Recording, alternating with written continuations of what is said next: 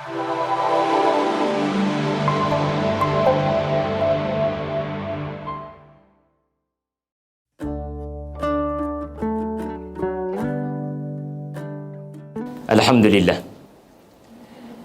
Kata Al-Ghazali,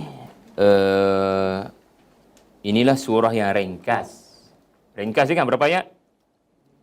7 je pun. Tapi dia sebab utama Nabi dibenci. Sebab apa? Sebab Nabi mula bercakap tentang lifestyle. Cara hidup kalian salah. Kalau dia menyuruh kepada berfikir tentang alam, yang tu tak boleh gitu. Dia tak konflik sangat.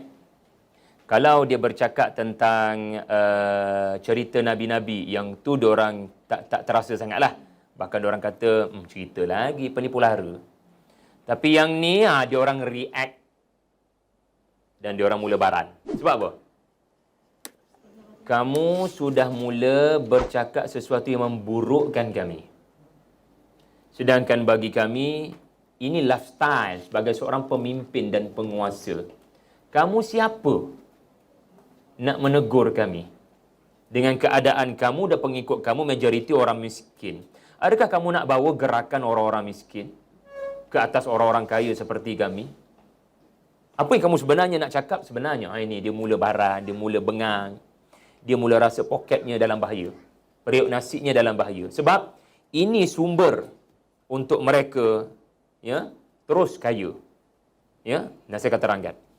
Okey, inilah surah yang ringkas tetapi mencela mereka yang taksub pada erti agama. Agama tidak hanya sebatas melakukan sesuatu. Agama ini sebenarnya kesan dari melakukan sesuatu. Hari ini orang panggil maqasid. Anda solat, tapi apa maqasid solat? Anda zakat, apa maqasid zakat?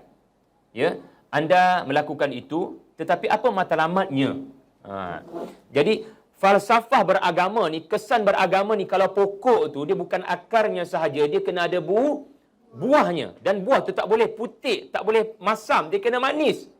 Agama ni Nabi Ibrahim kata, subhanallah, Nabi Ibrahim dalam surah Ibrahim. Dia tak boleh lari daripada Nabi Ibrahim semua surah-surah ni. Islam ini kalimah tayyibah. La ilaha illallah kalimatan tayyibatan kasyajaratin tayyibati. Dia macam pokok. So, mereka ada masalah pada akar. Akar tak amana billahi wal yaumil akhir. Tak percaya ke akar. Dan lihat. Kesan orang yang tak benar-benar percaya pada akar, akidah ada masalah, dia akan bagi kesan pada buah tu masam. Lifestyle teruk. Cara hidup yang busuk. Okay, mari kita lihat. Seterusnya. Beragama yang sebenar. Inilah yang kita kena fikirkan dengan serius. Beragama yang sebenar adalah bantu orang. Boleh tak kita pulang daripada si Ja'am ni dengan benda tu je? Beragama yang sebenar adalah bila kita memberikan bantuan, membantu orang dalam kesusahan. That is Islam. Kalau anda tidak setuju, berikan hujah yang berbeza. Adakah Islam hanya sekadar solat? Karena surah ini menjelaskan ara'aital ladzi yukadzibu biddin. Dan apa anda maksudkan dengan ad-din kalau bukan cara hidup? Kalau bukan agama. Kalau kita nak katakan ad-din ini agama, it's okay. Tetapi the next ayat will define you apa itu agama. Agama bukan hanya hablum minallah. Hablum minallah mesti ada kesan. So, maqasid hablum minallah itu tadi, ketaatan kepada Allah dalam rukun Islam itu adalah ihsan. Ihsan, buat baik pada orang. Kalau kita tak boleh terima agama ini bukan hanya ibadat tetapi akhlak dengan orang, maka nak letak kat mana cerita Nabi Yusuf berbakti pada majikannya? Cerita Nabi Yusuf berbakti pada 2 orang dalam penjaranya. Kan? Dan ada banyak lagi cerita, apatah lagi cerita Nabi SAW.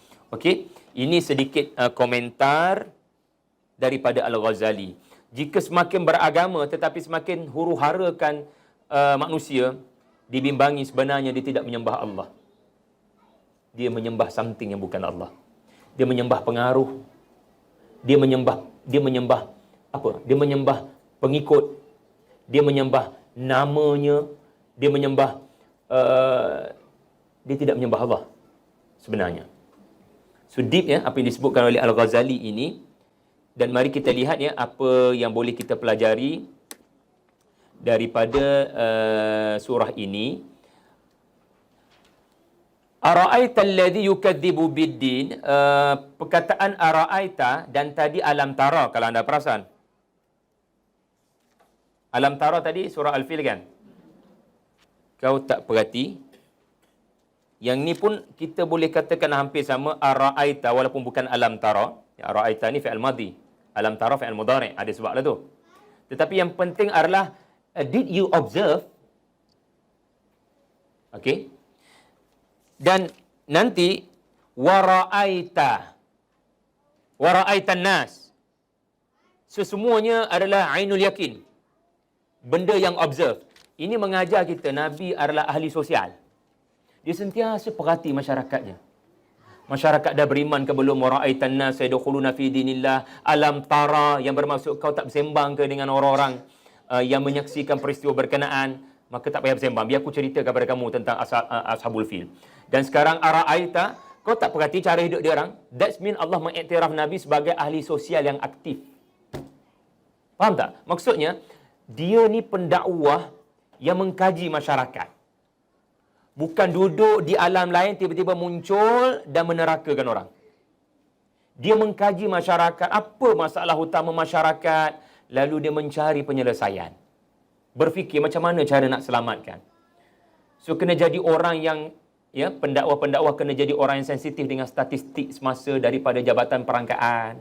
Dah berapa banyak ada peningkatan ke penurunan pada kadar buang bayi. Baca paper ke tidak para pendakwah ni? Baca berita ke tidak? Baca paper ke tidak? Atau duduk dalam dunia yang jauh daripada masyarakat. Yang tu bila bergaduh lupa masyarakat. Sebab lebih nak menunjukkan saya lebih berilmu berbanding anda. Kesan dia masyarakat tak tahu apa benda yang tengah dibezakan pendapat berkenaan. So, kita kena berbeza pendapat kerana masing-masing ada disiplin dan ada tahap ilmu masing-masing. Tetapi dalam satu perkara lain, 8 rakaat ke 20 rakaat ke tarawih, yang tak sembahyang tarawih tu lagi ramai. Baca kunut ke tak baca kunut ke tak sembahyang subuh tu lagi ramai. So, are we solving the real problem? Gitu. Jadi orang yang sangat kaji masyarakat, dia akan faham masalah sebenar masyarakat. Sangat nazak, sangat sakit dan memerlukan kepada rawatan segera. Ya? Dan kita kena serius ke arah itu.